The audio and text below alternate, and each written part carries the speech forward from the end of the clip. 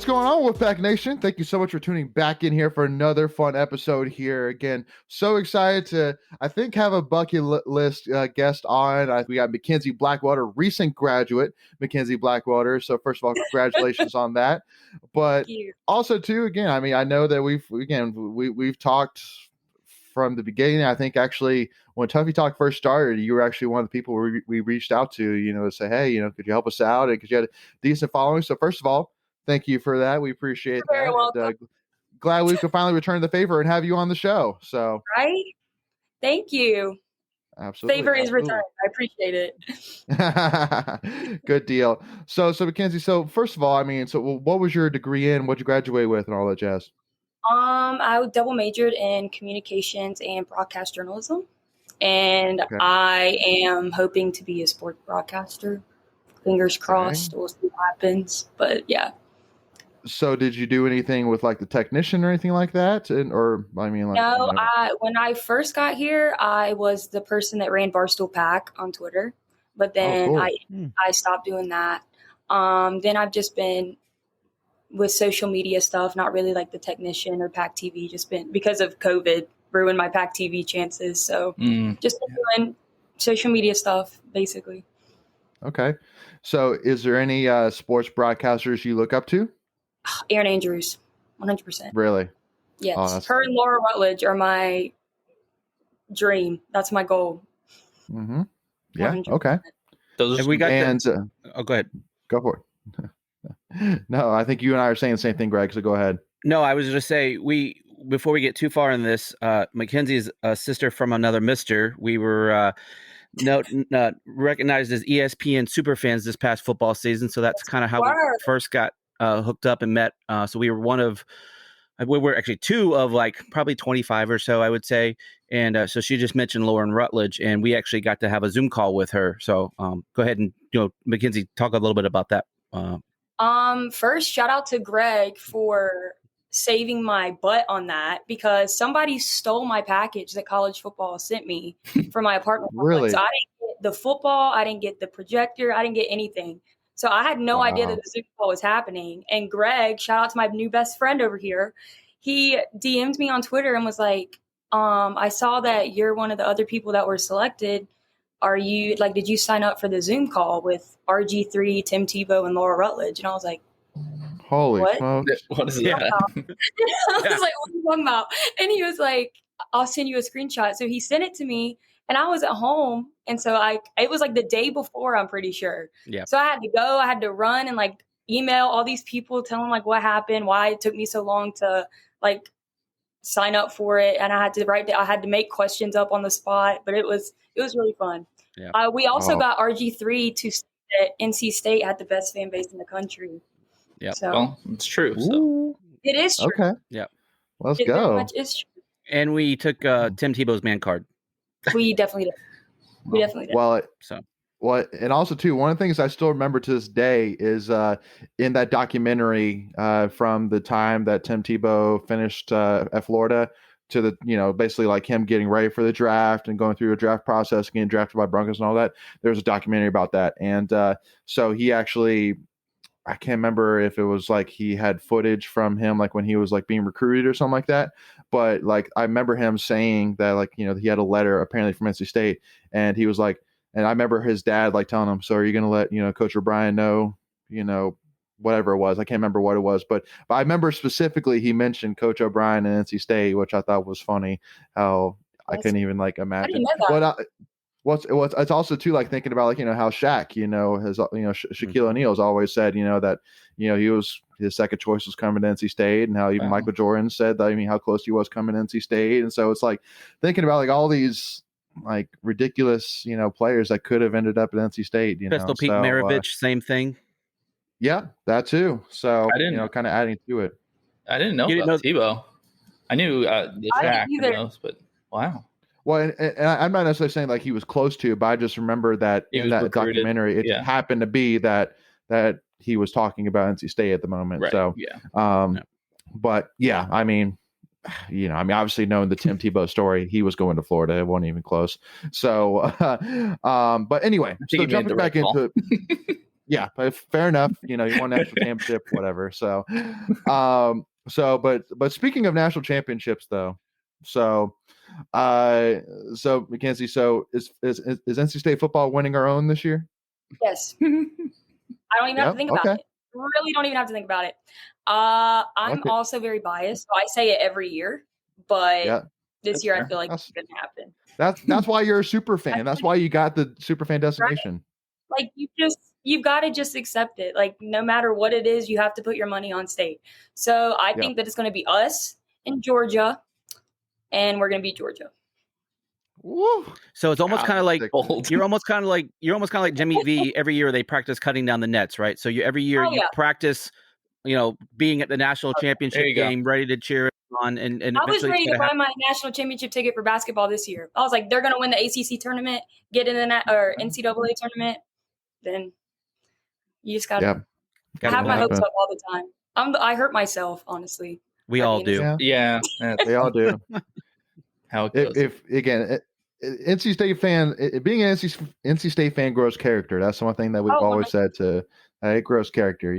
But hopefully this is one of those years where kind of all of that pays off. And it's really tough too, because, and I kind of want to get your thoughts on it again. I'm biased here again. We're going to kind of break it down a little bit here. I know that probably every position is the best, and I get it. But at the end of the day, honestly, though, it's and because we were having a conversation about this in our live stream, I think 2 weeks ago, talking about, how when I was interviewed on the Dan Siegel show with AC Content, and he asked, if NC State were to fall, what would be the reason? And I mean, the only reasons I could think of was injuries, and then maybe we can't figure out the running game, because obviously I think that's one of the biggest things this year is we need to get the running game going, have more than just a handful of rushing touchdowns, just that way the defenses can't just focus on passing down the pass offense, and then that's it, the rest is history. And but I mean, other than that, though, I mean, again, linebacking wise, we should be ridiculous. And I mean, obviously you got Devin Leary, who unbiasedly is in my opinion the best quarterback in the country this year. So I mean, what are your kind of thoughts? Like, give us your breakdown. What are the good? What are the bad? What are the things you're looking for? I was full on like going 12-0 until I saw that our first ACC game is at Clemson. That gave me a little scare. I'm not going to lie, because every time we play Clemson, we get hurt. Somebody gets hurt. And since that's the first ACC game, I was like, okay, like everybody has to stay healthy. Peyton Wilson has to stay healthy this year. I think the defense is going to be great. Offense, I think Jordan Houston is going to absolutely kill it. Fred, at the spring game, Fred Sebro killed it. And then the transfer from Maryland, Daryl Jones, I think, who's replaced her. Yep. Yeah, I think he's going to step up finally. But I'm excited. I can't wait till September 3rd. My mom's an ECU fan, so we're going to be butting heads. Yeah, we're going to be. So speaking of football, a lot of times, especially, when I was watching games, I'd come, I was at all the home games, and I'd come home and rewatch them, and I'd always see you down in the probably first or second row of the student section. I know you had a bird's eye view of Emeka's catch against Carolina, and we'll probably talk about that here in a little bit. But where are you sitting this year? You're no longer a student. So what's your plan? I'm going to try to find student tickets. I'm going to try to finesse my way back into the front row because I'm not ready to leave it yet. I begged my parents to let me come back and take more courses and let me come back for the fall, but my dad was not a fan of that. So I'm just I'm doing my best to find like people that I know that don't really go to football games. So I'm like, look, don't let your ticket go to waste. Yeah, I'll pay you. Right. Waste of a ticket. Yeah, exactly. Right. And you kind of remind me too, and maybe Greg, you can kind of help me remember if this guy's name, but the guy who ran the student section for years, and he always wore like the wolf hat, just like you do, Greg, and he always painted his face, and he'd always stay on the field and have the microphone leading the student section. I swear he was at NC State for probably 10 to 12 years. I feel like years. And I remember that he actually, I think it was NASA actually offered to pay for his doctorate to come back to NC State or something like that. And so, I mean, he was really, really smart. He was at NC State, just like kind of like what you're wanting to do, Mackenzie. He just like did not want to leave NC State. And not ready. She's ready to be the female version of Van Wilder. Hey, I mean, well, I definitely think our student section needs one of those leaders again. I don't think because that speaker still is there. And I don't think anybody uses it. And I mean, we definitely need somebody leading the student section down there. So I don't know what you got to do, Mackenzie, but if anybody wants to hook me up, I'm down 100%. Awesome. Yeah. And so talking football a little bit more, so the ECU game. So, because one of the things that we were talking about today on text message was how NC State opened up as a 10.5 point favorite over ECU, which to me is just a heart attack way. Greg. Yep. I'm just, I don't like it. I cringe at it. It's a big number. It's a big number. So, but again, at the end of the day, I don't care if we win by 1. I don't care if we just got to win. We got to win that game. I don't care if it's a pretty win. I don't care. At the end of the day, we kind of said that only people in North Carolina really understand how big that game is, because anybody else, it's like NC State, probably top 10, top 15 originally against an unranked, probably middle tier, like probably middle of the road team in their conference. Like, State should crush them. And it's like, no. But then you can argue that's probably going to be ECU's biggest game of the season. Exactly. Well, but God forbid, Doran better not say it's going to be their Super Bowl. God forbid, do not say that. You will piss them off. Before we continue, I want to take a quick second to tell you about our sponsor, Flatlands Jessup Insurance Group, that has your whole world covered, with agents in 5 offices throughout eastern North Carolina to help you decide how much coverage you need.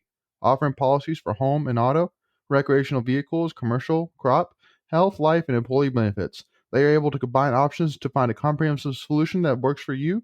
Flatlands Jessup protects the things you love so you can spend less time worrying and more time enjoying them. Find them on Facebook and Instagram at Flatlands Jessup. You can also visit their webpage at www.flatlandsjessup.com. So please make sure to go and check them out.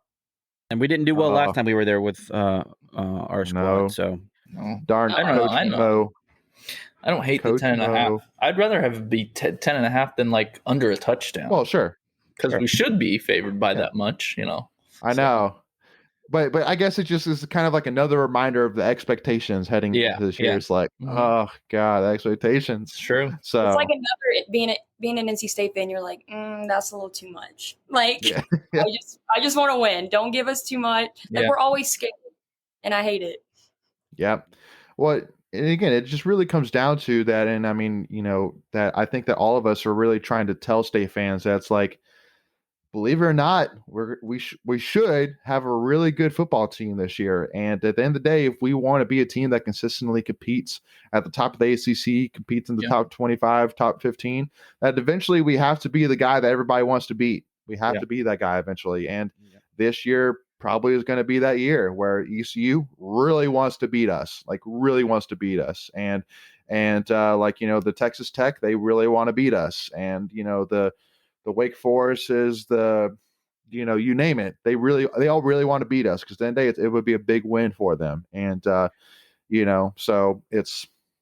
Well, it's changing from being the hunter to the hunted. And I think that's the role. That's the role that we as State fans need to start embracing. And it's, we're now rolling into year 10 for Coach Doran, and he's got the program, kind of on autopilot, if you want to say that. I think he's ascended. He's almost ascended to the top, and so could be the year that this needs to be the year we break through, if we want to continue that momentum.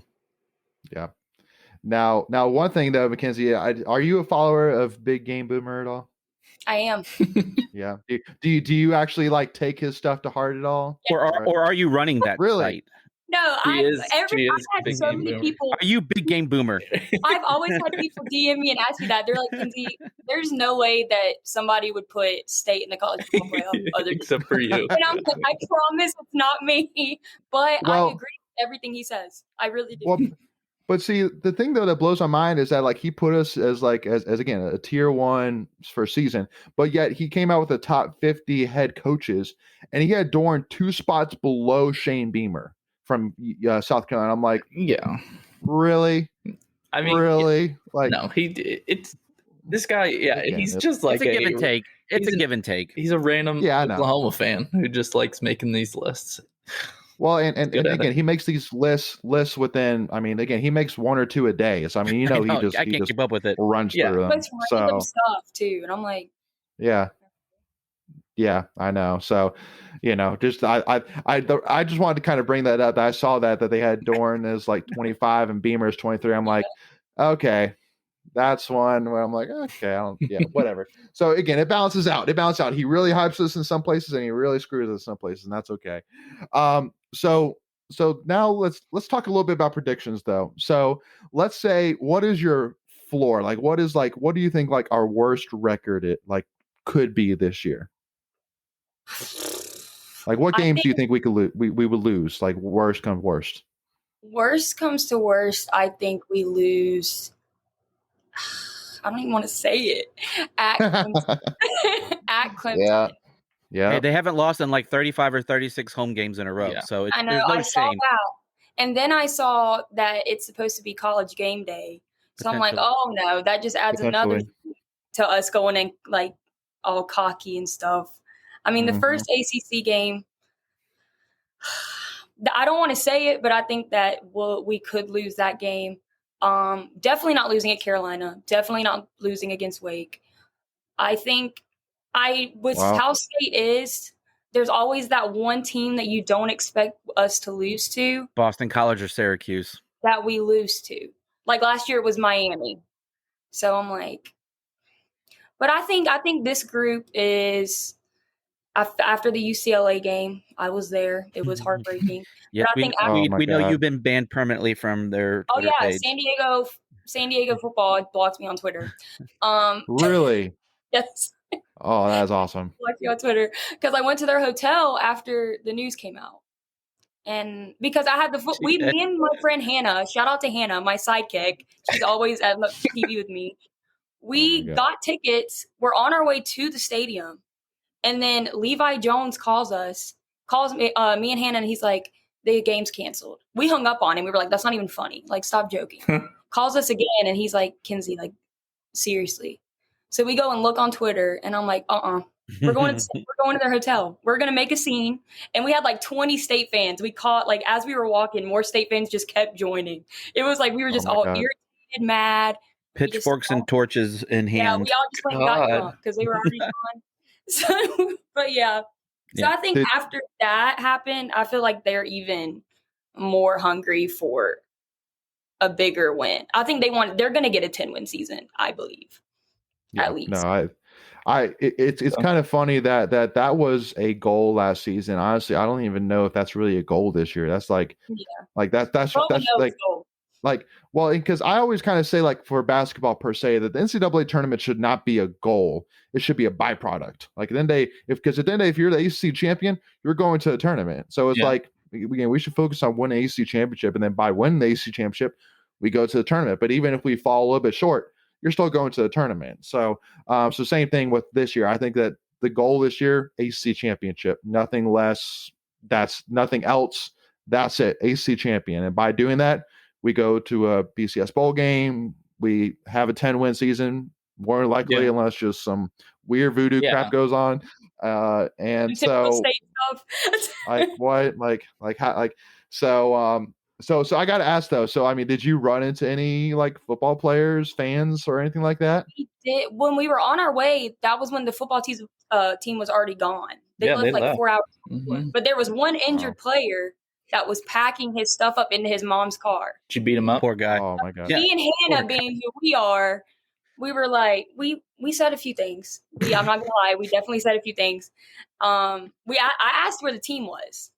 So I was like, there's no way. The tweets were pointing out 10 minutes ago. Where the hell is the team? They're already back in L.A. There's no way y'all already left. And so we were just – it was a rough day. I had no kidding. San Diego were full of State fans. I had the best time following you and your adventures out there, and it just made me laugh because that was right after I had broke my leg, and so I had plenty of time just to shuffle through on Twitter. And Mackenzie's just losing her mind out there. I was so mad. We spent so much money, and then I had to fly back hungover. Do not fly on a plane hungover. Been there, done that. It was a rough experience. Not good. Yeah. Well, and that's why I said, like, as much as my heart 100% went out to the players, that the fans that flew all the way out there spent all that money, because that was one of the things, again, like that, even like Corey Smith from Pack Pride and all these guys from the media were saying, like, man, I don't know if like it's expensive, like out there. Expensive plane ticket. There were more State fans there out there than there were UCLA fans. Me and Hannah went to like the little like fan fest the night before for like the band parade. All you could see was red. And I was like, we're across the freaking country. And these people are 2 hours away. Like, this is insane. But I felt bad. It hurt me because we were at the hotel when the players got out of the conference. And like just seeing all of them come out, I cried. I'm not going to lie. It could have been the alcohol, but I definitely cried because I was like, these guys, I was heartbroken. It's real. Yeah. Tough. Absolutely. If nothing else, State fans are passionate, and I think that's what makes us unique. So, amen. So I got a question for you, Mackenzie. Go ahead. So have you been a lifelong State fan, or like at some point did you just kind of pick it up? Like, what was that like growing up? Well, neither one of my parents went to State. Okay. My dad went to UNC Asheville. My mom went to ECU. But my whole mom's side of the family are State fans, but 2 Carolina fans. So it's like. My Nana, I got it from my Nana though. So I grew up as like the little cheerleader jersey wearing person in the stands. But my family said that I took it to another level. So like they're all State fans, but I was like, fan? I'm going to be crazy for a fan. Like they're going to know who I am before I leave. And so this is the only school I applied to. My parents were not happy. You really shot your shot on that one. Yeah, I really shot my shot. I was like, this is the only place I want to go. So I was like, I don't even feel like the need to apply anywhere else. But always been a State fan. Like it's borderline obsession is what it is. And I get that. Really? Look at Greg's background. I gotta sell me. I'm so glad that I have people that can relate. I used to get picked on all the time in high school because I was surrounded by Carolina or Duke fans all the time. We made a YouTube channel and podcast based off NC State, Mackenzie. Right, so trust me, we feel you. I'm in the right group. Yeah. Amen. Perfect. Amen. Yeah. No. And so speaking of too, so kind of meshing kind of the fanhoods with the football. So I see behind you got Nyheim Hines and so I mean, is that your favorite football player of all time, Hines? Or? I think I have to say yes because Nyheim is one of my really good friends. Love him. Cool. He was one of the first people I met when I got to State. So I always followed him. Like Wolfpack Outfitters weren't even selling jerseys. So I got this one customized. Yeah. It looks sketchy. Like you can tell that but we appreciate it. You can tell that I got it off Google. But he's probably one of my favorite State players, 100%. Okay. And Mecca, definitely. Okay. Well, I mean, if I start listing my favorite State players. Okay. All right. This is only a 30-minute podcast. Yeah. Right. All right. Cool.